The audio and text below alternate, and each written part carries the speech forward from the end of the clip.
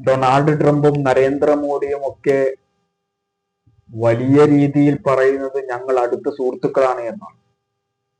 സ്വന്തം സുഹൃത്തിന്റെ രാജ്യത്തോട് ഇങ്ങനെയാണ് അമേരിക്ക പെരുമാറുന്നത് എങ്കിൽ മറ്റു രാജ്യങ്ങളോട് അമേരിക്ക എങ്ങനെയാവും പെരുമാറുക? 104 ഇന്ത്യൻ കുടിയേറ്റക്കാരെയാണ് അമേരിക്ക നാടുകടത്തിയത്.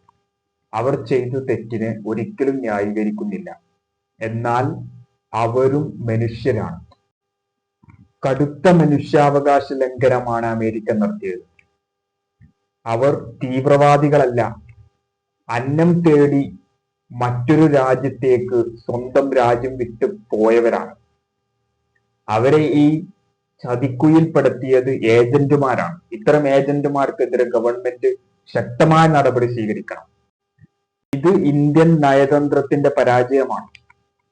ട്രംപിന്റെ ഭരണകൂടത്തിന്റെ നടപടിയെ അനുകൂലിക്കുകയാണ് കേന്ദ്ര ഗവൺമെന്റ് ചെയ്തത്. ഡൊണാൾഡ് ട്രംപും നരേന്ദ്രമോദിയും ഒക്കെ വലിയ രീതിയിൽ പറയുന്നത് ഞങ്ങൾ അടുത്ത സുഹൃത്തുക്കളാണ് എന്നാണ്.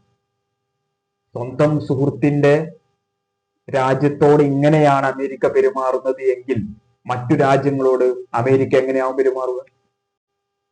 കുടിവെള്ളം പോലും കൊടുക്കാതെ, ടോയ്ലറ്റ് ഉപയോഗിക്കാൻ സമ്മതിക്കാതെ, വെറും തറയിലിരുത്തിയാണ് അവരെ അത്രയും മണിക്കൂർ യാത്ര ചെയ്യിപ്പിച്ചത്.